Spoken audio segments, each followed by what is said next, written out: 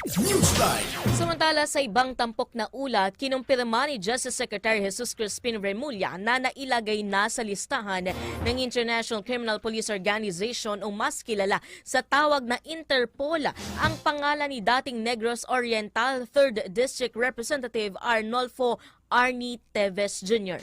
Ito ay may kaugnayan sa pagpatay kay Negros Oriental Governor Roel Degamo noong March 4 ng makaraang taon na itinuturong mastermind ay ang dating mambabatas.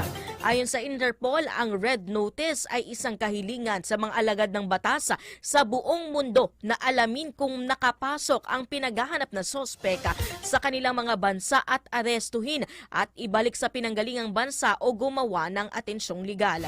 Nilinaw ng Interpol na hindi maituturing na international warrant of arrest ang Red Notice.